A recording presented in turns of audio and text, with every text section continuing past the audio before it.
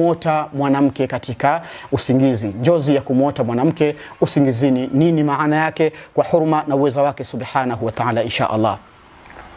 Kwa hiyo biidhnillahi subhanahu wa ta'ala leo tutaanza kwa kusema kwamba kumuota mwanamke, yani mwanamke kama mwanamke, haijalishi amefanya nini, anakula, amekaa, amekimbia, anatembea au vipi, alimradi kwamba usingizini umegundua kwamba mimi nilimuona mwanamke katika njozi yangu.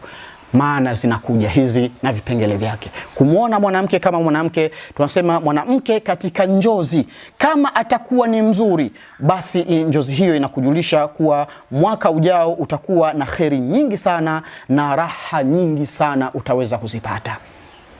Hiyo ni njozi ya fasiri ya awali ya kumuota mwanamke kama mwanamke tu katika njozi. Lakini pia tunasema kumuota tena mwanamke kama mwanamke katika njozi. Tunasema pia mwanamke katika njozi inajulisha hazina, inajulisha sanduku, inajulisha kabati, inajulisha begi na kila kitu kinachohifadhi vitu ndani yake, ndiyo maana ya mwanamke.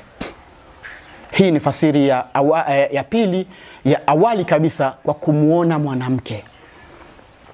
Lakini pia fasiri ya tatu ya awali kabisa kwa kumuona mwanamke kama mwanamke, haijalishi yale aliyokuwa akiyafanya au anafanya nini, kwamba wewe umetambua nimemuona tu mwanamke usingizini, basi fasiri itakuja kwamba tunasema mwanamke katika njozi inajulisha ardhi yenye makaburi, kwa kuwa mwanadamu kaumbwa kwa udongo na atarejea udongoni pia.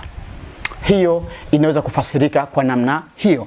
Ama sehemu ya nne ya nukta hii ya kumuona mwanamke kama mwanamke, haijalishi amefanya nini au nini, bali tunasema kumuona mwanamke katika njozi inajulisha jela au inajulisha ushirikiano, kwa kuwa mwanamke ni mshirika mkubwa sana kwa mwanamume katika starehe na mali.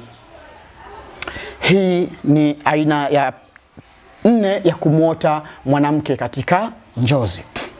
Ama aina ya tano ya kumuota mwanamke katika njozi, yani mwanamke peke yake, haijalishi yale aliyokuwa akiyafanya, amevaa nguo gani, anatembea, anakimbia, bali tu kwenye nukta kwamba huyu ni mwanamke katika njozi, basi tafsiri nyingine inatokea, inasema hivi: mwanamke katika njozi inajulisha ujuaji wa siri za malazi, siri za mavazi, na ni sawa na mti unaobeba matunda matamu sana kwa mlaji, na mwanamke anajulisha kuwa ni kisima